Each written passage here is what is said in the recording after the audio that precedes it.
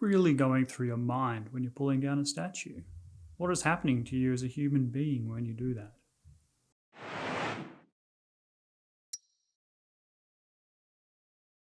Hello, welcome to Dangerous Policy. My name is Crispin. You can divide everything in the world into two different types. There are objects, that is, this microphone, the camera, the table, you and I, and also ideas. And ideas are powerful things because they pretty much run our entire interactions of the human race. Think about it. I'm an Australian, but Australia does not exist in nature. There's a continent on planet Earth that is an object, but it's only because a large number of people agree that there is such a thing as an Australian that I can be Australian. And it is agreed that there are certain ideas about what that means, where you live, the laws you subscribe to, the language you speak, the citizenship you have. And citizenship is itself just an idea. The most powerful idea, arguably, is money. Money has no intrinsic value. It depends entirely on what we agree it has.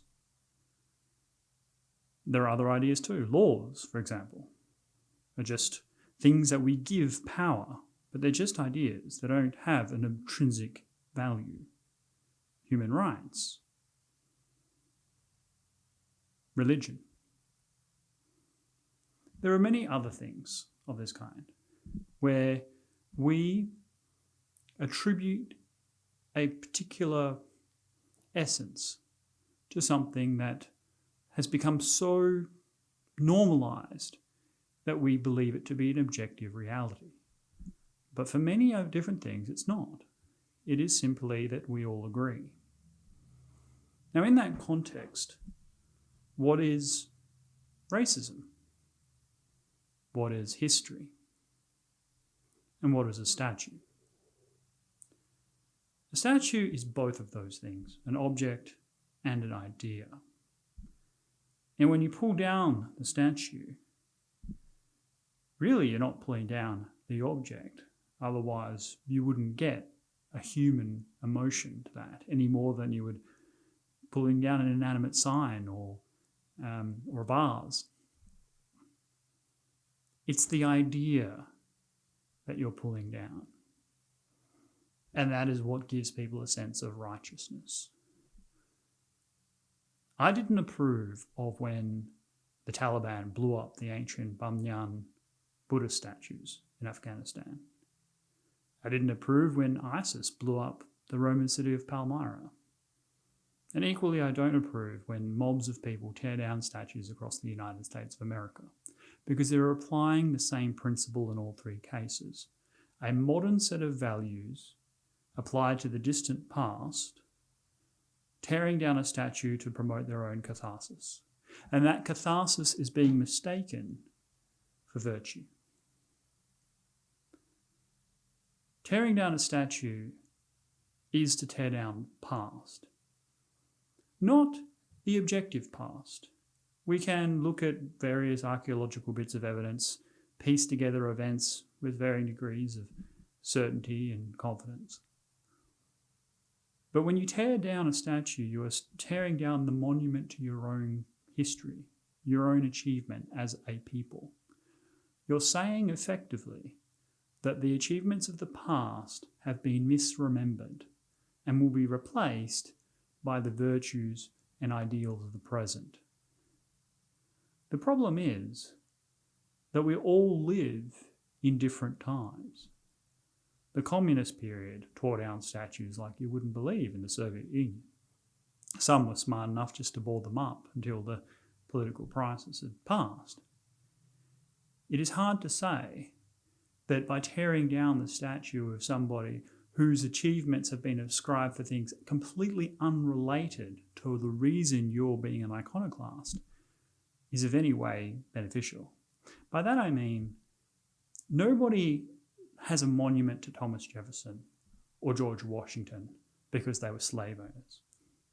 They have monuments to those people because of what they achieved in liberating the colony of the United States from the Empire of Great Britain. That is the reason in which they founded this new American revolutionary document, a work of timeless philosophy, even today. And in fact, the whole story of the United States is not about rewriting their foundational ideas, but rather living up to the ideals that they themselves espoused.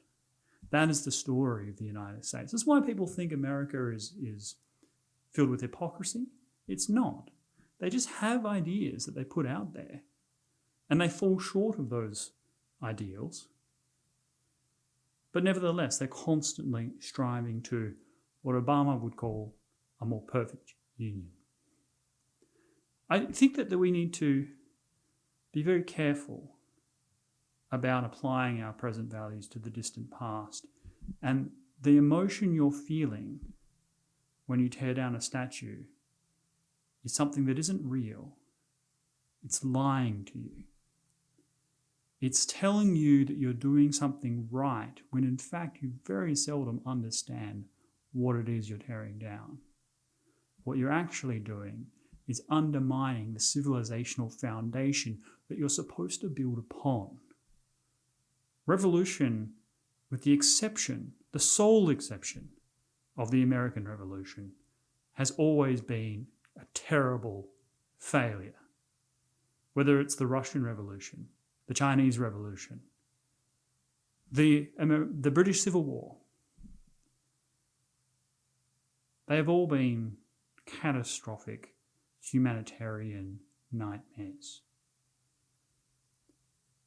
As George Orwell had an interaction with a Stalinist once, and they had a debate where George Orwell continuously picked apart how the gap between the communist utopia and the Stalinist reality.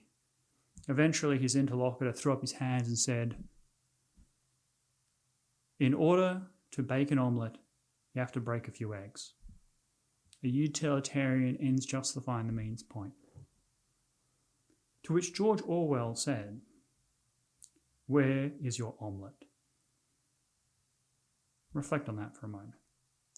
Do you believe that tearing down statues, not through a democratic process to move things into a museum, but actually just, mob, tearing down your history, makes anyone's life better? Is it making your life better? Are you a better person because of it?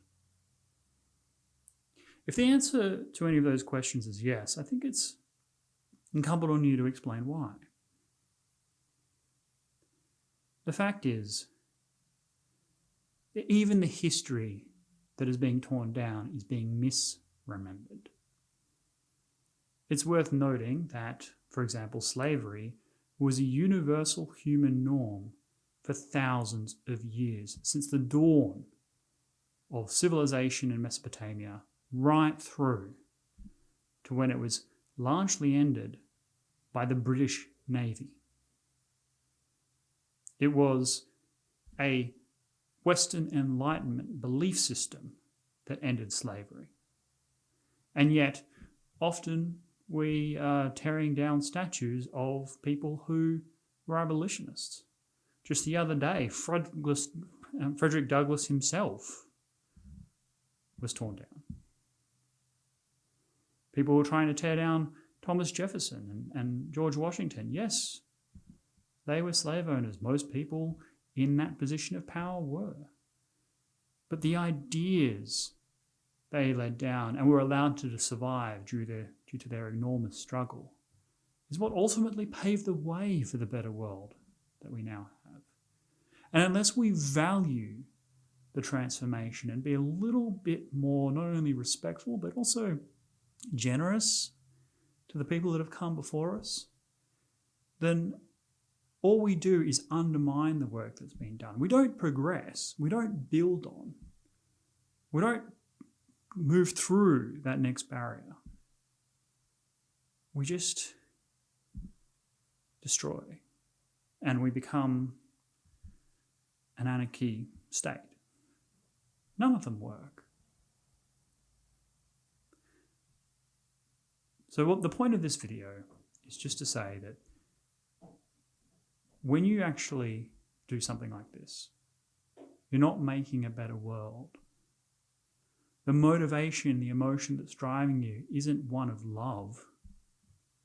It's anger, frustration, resentment, bitterness. And think of your own life, and when has anything positive come from that?